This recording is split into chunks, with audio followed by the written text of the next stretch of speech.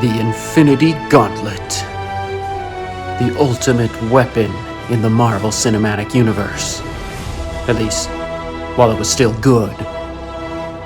By collecting all 6 Infinity Stones and using their power in the Gauntlet, Thanos, the Mad Titan, was able to erase half of all life in the universe to ensure there would never be a shortage of resources again.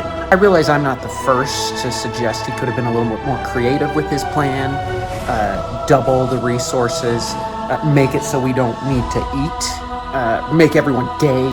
This project's actually been on my to-do list for quite a while, and after having a crash course of playing with LEDs and kind of learning how they work, I felt like I was finally ready to take this on. Like many of the projects I like to do, I lucked out with this one because a great model was available to download from Thingiverse. User Happy Moon has designed a beautiful Infinity Gauntlet, and he's created the files to make it easy to download whatever kind of gauntlet you're trying to make. He's actually got them so they're broken apart in case you wanted to get one that you could wear. Personally, I wanted this to be a rigid display item, so I downloaded the finger files, the palm, and the wrist forearm piece all separate to print and put together afterwards.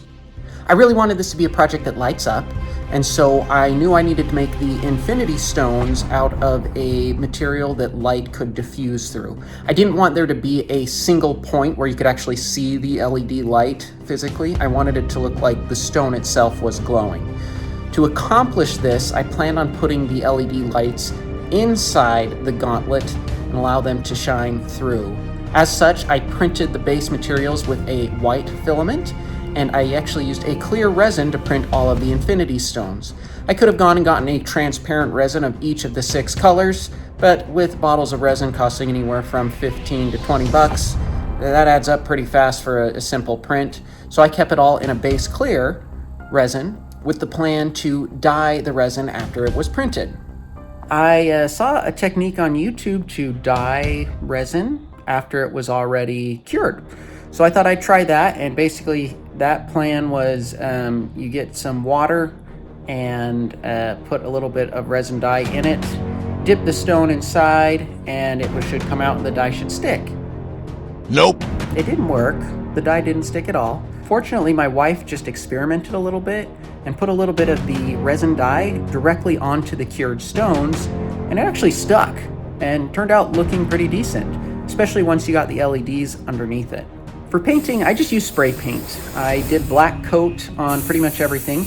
I did cut some duct tape to cover up the slots where the stones were going to attach onto the gauntlet. The reason for this is my plan was to put the LEDs on the inside, and so I wanted to make sure that was white so that the lights would shine through. Instead of putting it directly underneath the stone again, my thought was putting it inside would be more likely to diffuse the light. Once I got it painted, the next step was to move on to soldering. Now, fortunately, somebody left a helpful comment on one of my last videos where I struggled with soldering and clued me in about flux. This worked. This made soldering far easier. It still took a while, because it's just a lot of little parts, but I was able to connect the chain of lights. I just was going to go ahead and put these in series and then just use the Arduino code to kind of tell each individual light what I wanted it to do. I don't know how to code, so this part was a little bit tricky. I looked at a lot of forums, I looked at a lot of basic ideas of how to do this, and honestly, nothing really worked. When I was at my wit's end, I finally made a last-ditch effort and asked ChatGPT. And, well, turns out AI knows how to code. With a few tweaks to my request, it gave me pretty much exactly what I wanted. Sorry, Hipster J, but your job might be at risk.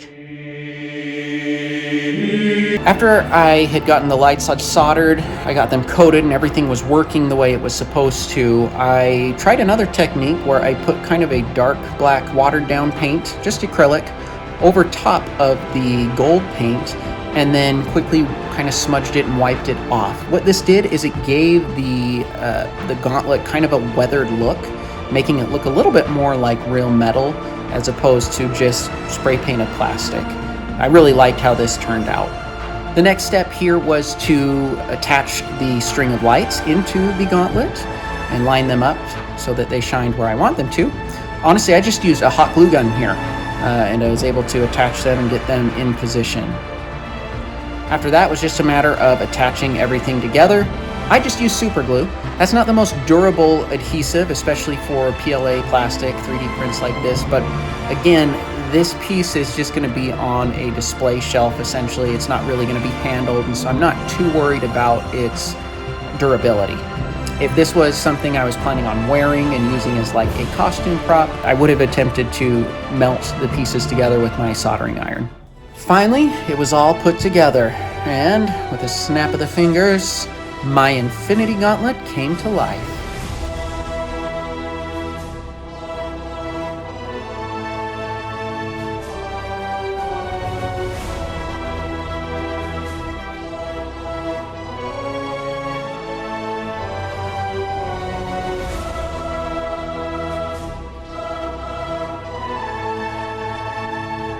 I was really pleased with this. I love how big it is, and I'm really excited that I was able to get the lights to act the way I wanted them to. I think it turned out great. So far, it is the piece I am most proud of. It's got me really excited to continue working with LED lights, and it looks great on my shelf. Have you guys tried to make a print like this before? I've seen lots of different versions of the Infinity Gauntlet. I would love to hear how the process went for you in the comments below. Thanks, guys. We'll see you next time.